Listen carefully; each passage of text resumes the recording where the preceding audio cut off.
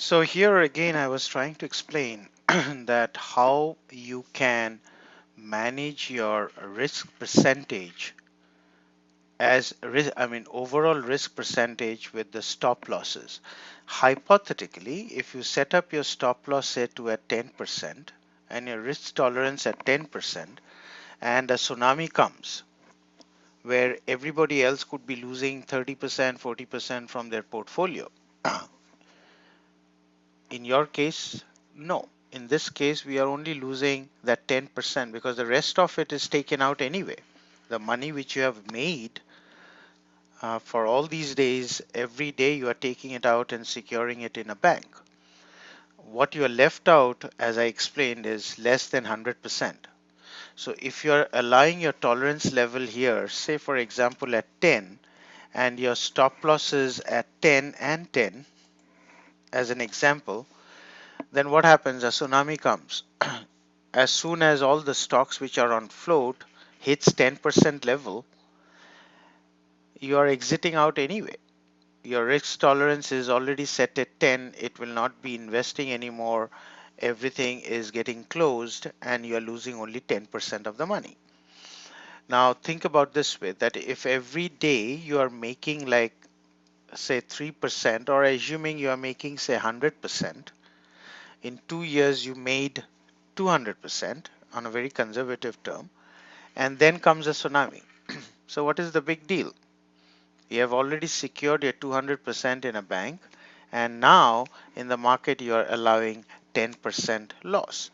So you're walking out with 190% as your profit, which is not done in a traditional technique because you are compounding your return. So for example, if you're 1 million, it takes you say you go from 1 million to say 1.3 million in 9 months, and then comes a tsunami, you lose 40% straight away within few hours.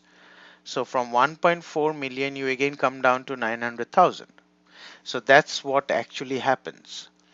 That's what a lot of cases which I heard from investors, that they come back to their advisor after a year or so and they have given say 500,000, they walk away with 470,000 after the fees. So why? Because this is exactly what is happening. So in order to protect that, in this club, we do not entertain compounding. Because if a moment you compound, of course, you have net worth very high, but what is the big deal? When you come across a tsunami, everything is wiped out. In our case, that money which you have taken out every day is not going to get wiped out anyway. In this case, if you take the 69,000 into a bank separately and bringing back your net worth to 1.9 million, which was the original, you are playing around with that negative 10%, at 100 to below 100% as a risk factor, which you are controlling at this level at 10% means you're playing around from 100 to 90% range. So this is why it is very different than traditional technique, and advisors and institutions who are not using mathematical models like this needs to start thinking on those direction, because this not only secures the investor. I know it's a, if somebody talks about guarantee, it's not a word which people like. Why? Because we are in a situation in traditional investment, there is no guarantee. Anything, any day can happen. But in this case, if I'm taking out this money, 69,000, and putting it into a bank out of the market, can anybody tell me that I'm not guaranteeing this return? No. I am guaranteeing a sort of I'm guaranteeing 69,000 because it's not in the market anyway. So there is a way to look at it. In this research, I have looked at it in a very different way. I understood what the investors' problems are.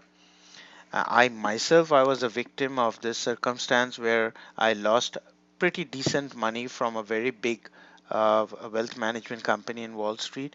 So everybody goes through that pain. So my whole research was to see as to how we can prevent it and at the same time build ROI and keep our tolerance level within control.